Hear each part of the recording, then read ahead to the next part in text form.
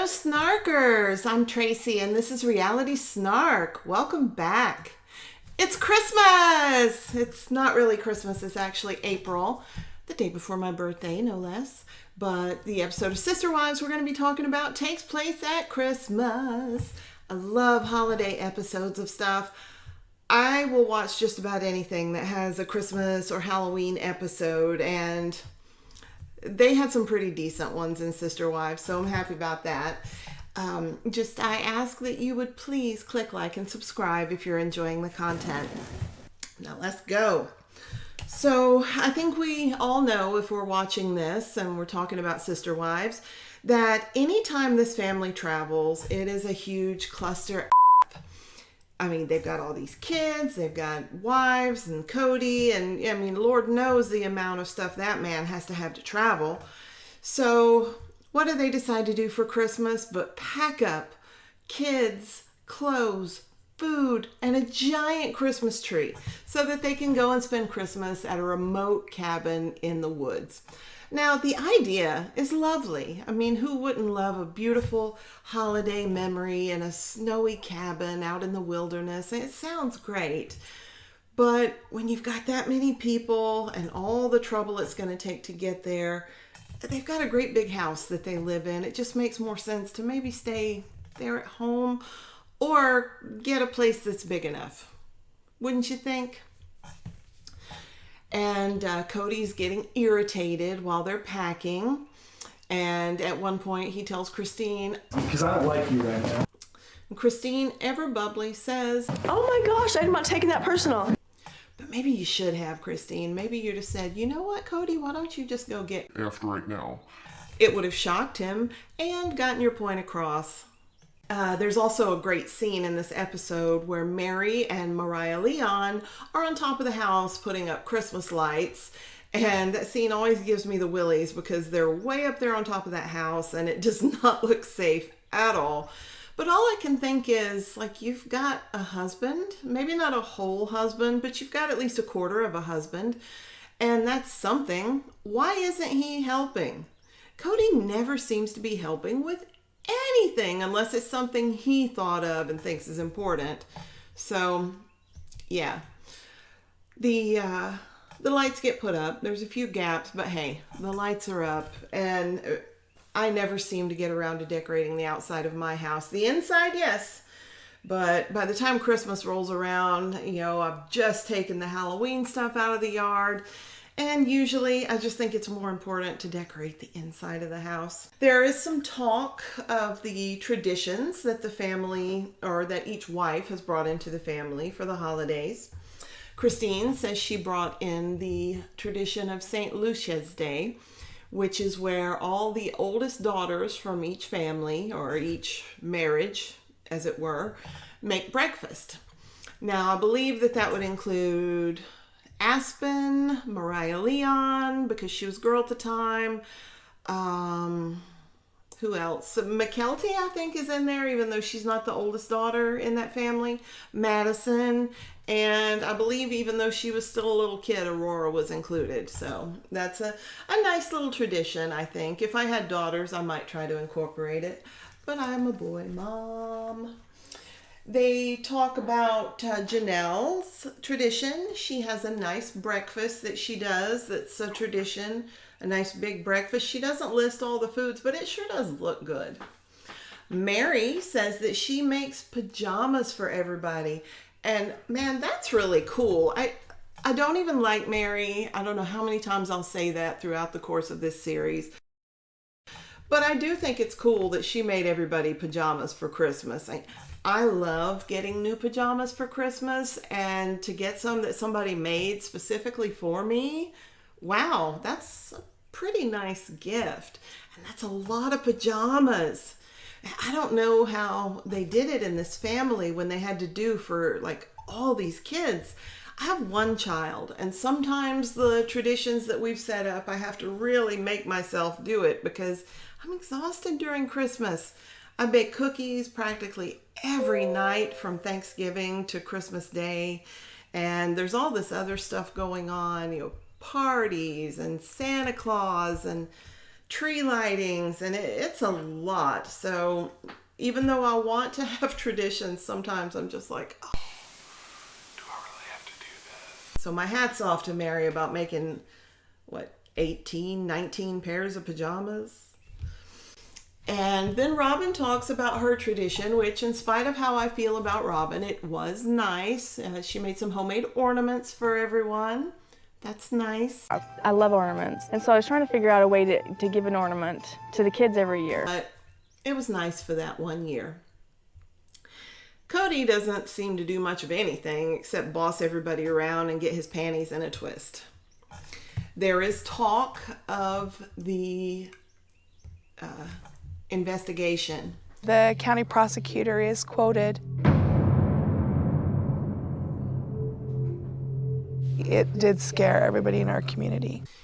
And it really makes me angry that they put this on their older kids. They hadn't told the younger kids yet, but they told the older kids about the possible the investigation and possible jail, possible splitting up of the family, all these horrible things to put on your kids.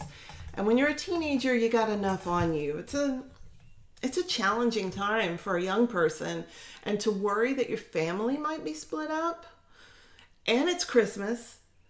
I mean, wow. And it just makes me so mad that they put all that on the kids, since we now know they were never in any danger of being jailed, and it was really nowhere near what they built it up to be. So yeah, it makes me pretty angry that they put that on their kids. If you watch the older kids' faces in this episode, you can see that they're holding something tight that's bothering them. Now, in the next episode, they actually start talking about it, so we'll get to that in a few minutes. Let's see, did I forget anything on the tradition front? I don't think I did. Okay, sorry about that. I have to look at my notes. I'm a paper person, as I've told you. Because I'm a real paper person. Now, they are going up this mountain, and it's apparently a very treacherous drive that only four-wheel drives and ATVs can make. And they have all of one car that can actually make it, this one SUV. So they have to make multiple trips to get all the food, clothing, children, and a giant Christmas tree up this hill. And it's starting to get dark.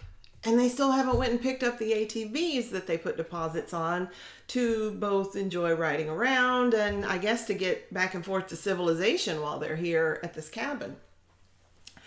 And it's getting dark. It's getting more and more snowy, more icy. Everything's getting more treacherous as the sun goes down. And once again, Logan has to step up and be an adult, because I swear if he doesn't, who is going to be a man around there? It certainly isn't going to be KODY. But they managed to get the ATVs and get them up there. And they decide they're going to decorate their big Christmas tree the first night there. And so they get the tree up. It is beautiful. And I hope they got one of the ones that smell good. Oh, that's right. When they went to the Christmas tree lot, there was the flirty Christmas tree lot guy. I loved him. And he was flirting with the wives, and they were flirting right back a little. He was cute. Oh, I didn't like flirting with him. And it was really just a cute little scene. It seemed very innocent, but I gotta say, KODY might be lucky that at this point all of his wives were still, under his haze, because I don't know, I feel like Christmas Tree Lot could have gotten somewhere with a couple of them if they hadn't been under KODY's spell at the time. But he asked them, do they want a tree that'll last a long time, or do they want one that'll smell terrific? And boy, it would be smell terrific, hands down. Now I do have an artificial tree. We have an artificial tree, and we've had it for some years now, because the cleaning up the needles, and then we have cats, and the cats chewing on the needles and then puking up the needles. It's not worth it, as much as I love the smell. So we have a fake tree, but I always make it a point to go by Christmas tree lots and go places where they have them, just to get a whiff of that smell, that smell that just takes you back to Christmases from your childhood and everything. But is it me, or are other people noticing that I don't think Christmas trees smell as good as they used to? I've really noticed in recent years that I don't smell them. You used to get out of the car at the tree lot and just smell that fabulous holiday scent, and it's just not like that anymore. Is it just here where I live, or is that something you guys have noticed? But the man does say, do you want a tree that smells terrific? That would be the one I would go for. And he claims he has one that you can sit it in a back room in the bottom of your house, open the front door, and smell it all through.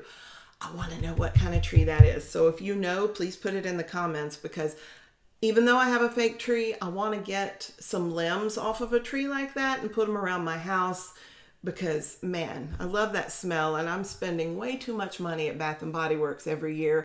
Yeah. And they discontinued my favorite one, which was spruce. That one really smelled like an actual Christmas tree to me, and I miss it. Fresh balsam's just not the same. So I digress. This really has nothing to do with Sister Wives, but excuse me. They decorate their tree the first night there. And can you imagine that many people, most of them children, decorating a tree at once? I have to admit, I'm kind of fussy about my tree. And it was very hard for me a couple years ago to let go and let my son be in charge of decorating the tree, because he wants to. He's a little boy, and I figure I should let him do it while he still cares, because in a few years he'll be a teenager and he'll be sitting there going, I don't care about decorating the Christmas tree, Mom. Okay, fine. It's a blast. I'm having an explosion of fun. So gotta enjoy that one while I can. And that's the end of this episode, and we will have part 2 of A Brown Christmas. It's not a two-parter, but to me it's a two-parter, because they kind of just flow into each other, and they're both about Christmas. So let me know your thoughts, and I'll be back to talk to you about the second Christmas episode in just a bit. If you are struggling, please reach out by dialing 988. You are needed, you are necessary, and you are loved. Bye.